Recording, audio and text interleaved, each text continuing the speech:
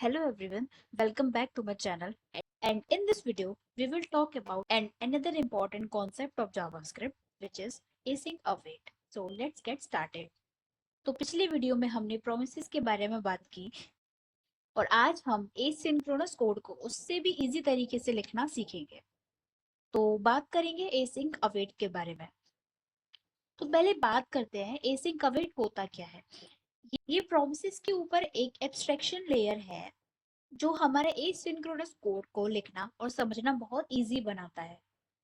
तो अब बात करते हैं एसिंक अवेट होता क्या है। एसिंक अवेट जावास्क्रिप्ट में एक सिंटैक्टिकल इम्प्रूवमेंट है जो प्रोमिसेस को हैंडल करना और भी इजी बनाता है। तो एसिंक कीवर्ड को हम फंक्शन के सामने लगाते हैं एंड अवेट कीवर्ड यूज होता है एक प्रॉमिस के साथ जो फंक्शन को सिंक्रोनस तरीके से लिखना इजी बनाता है। तो चलिए इसे एग्जांपल के साथ समझते हैं। तो पहले हम एक प्रॉमिस बनाएंगे जो 2 सेकंड बाद रिजॉल्व होगा। So let's write a function. इसका नाम दे देते हैं रिजॉल्व आफ्टर 2 सेकंड। अब इसमें रिटर्न कराएंगे एक promise, new promise. Promise is constructor here and we will pass an argument resolve. अब हम इस प्रॉमिस को 2 सेकंड बाद रिजॉल्व कराना चाहते हैं, तो for that we will use that time out and इसमें 2 सेकंड्स बाद पास कर देंगे। लेट्स कॉल रिजॉल्व और इसमें एक मैसेज पास कर देंगे रिजॉल्व आफ्टर 2 सेकंड।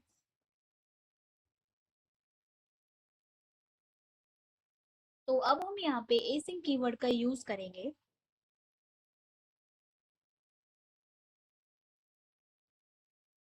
एक फंक्शन बना लेते हैं।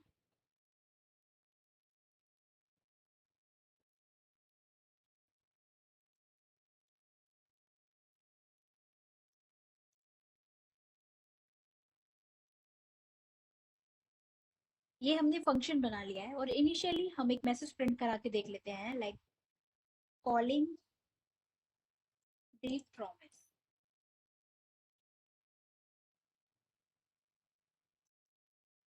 अब हम यहाँ पे एक वेरिएबल बना लेते हैं रिजल्ट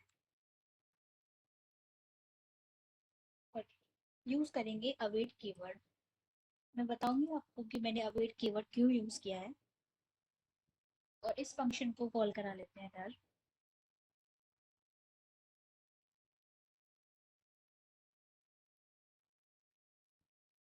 अब हम रिजल्ट को कंसोल करा के देखेंगे रिजल्ट। तो पहले समझते हैं कि ये फंक्शन कर क्या रहा है। तो यहाँ पे हमने एसिंक कीवर्ड का यूज किया है एसिंक कॉल फंक्शन के सामने, जैसा मैंने आपको बताया था।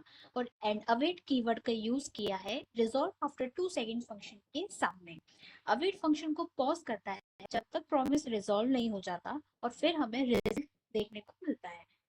तो हम इस फंक्शन को कॉल करा लेते हैं एसिंक। अब हम देखेंगे result. So first we got calling the promise and after 2 seconds promise is resolved with the message resolved after 2 seconds. तो अब तक हमने देखा कि async await को हम यूज कैसे करते हैं। अब अब हम जानेंगे कि async await का यूज करके एरर्स कैसे हैंडल करते हैं। तो एरर हैंडलिंग के लिए we use try catch block. तो अभी के लिए हम इस कोड को कमेंट कर देते हैं। अब हम यहाँ पे एरर हैंडलिंग का कोड लिखेंगे। तो let's say we have a function reject after 2 seconds। आप कुछ भी नाम दे सकते हैं। तो रिजेक्ट आफ्टर 2 सेकेंड्स मुझे एक्सप्लेन करने के लिए थोड़ा रेलेवेंट लगा, इसलिए मैंने इसका नाम ले लिया है ऐसा। अब इसमें रिटर्न करा देंगे एक न्यू प्रॉमिस। अब हम इस प्रॉमिस कंस्ट्रक्टर के अंदर 2 आर्ग्यूमेंट्स पास करेंगे रिजॉल्व एंड रिजेक्ट। जैसे क्योंकि अब हम इस प्रोग्राम में जानेंगे कि एरर्स को कैसे हैंडल करते हैं, तो यहाँ पे हम यूज करेंगे रिजेक्ट का। अब हम चाहते हैं कि ये एरर 2 सेकेंड्स बाद रिजॉल्व हो। So again we will use set time out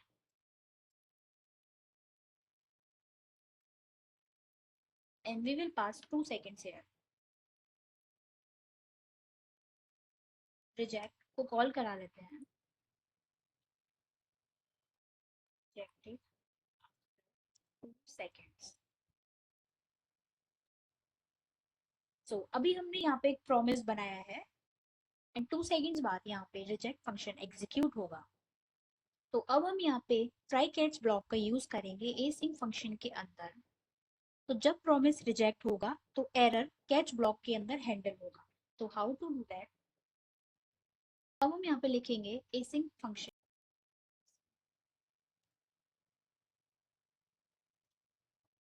function का नाम देते हैं async call with error.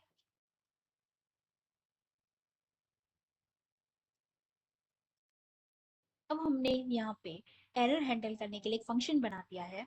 अब हम इसको हैंडल करेंगे ट्राई कैच ब्लॉक के थ्रू. ट्राई, तो यहाँ पे हमने लिख दिया ट्राई और इसके अंदर एक मैसेज प्रिंट कराएंगे.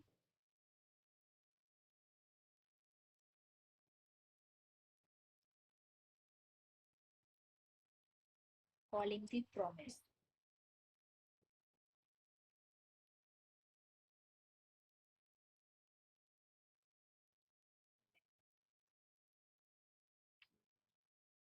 अगेन एक वेरिएबल बनेगी.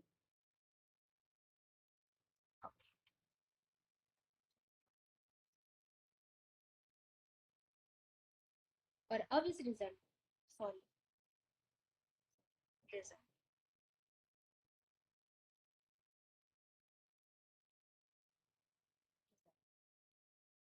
अब इस रिजल्ट को लॉग करा लेते हैं.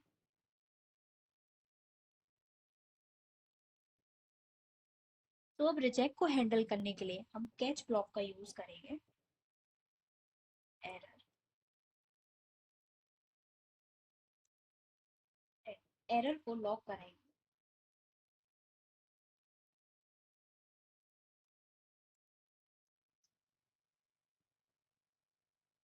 तो यहाँ पे हमने ट्राई कैच ब्लॉक का यूज किया है async फंक्शन के अंदर, एज यू कैन सी. तो अगर प्रॉमिस रिजेक्ट होगा तो एरर कैच ब्लॉक में हैंडल होगी. इस फंक्शन को कॉल करा के देख लेते हैं.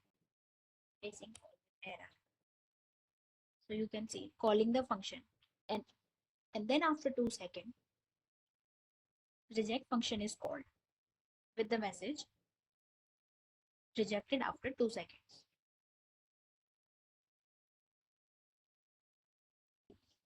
आज की वीडियो में हमने सीखा async await कैसे काम करता है और हम इसे कैसे यूज करते हैं asynchronous ऑपरेशंस हैंडल करने के लिए. तो एक बार हम इसके बेनिफिट्स के बारे में पढ़ लेते हैं. तो async await को यूज करके हम कोड रीडेबिलिटी को इम्प्रूव कर सकते हैं. And with the help of try catch its easier to handle the errors, and because of the clear flow and structure it's very easy to maintain and debug the code. That's all for this video. If you understood the content, please like, share and comment. If you have any question, let me know in the comment section. Till then, happy coding.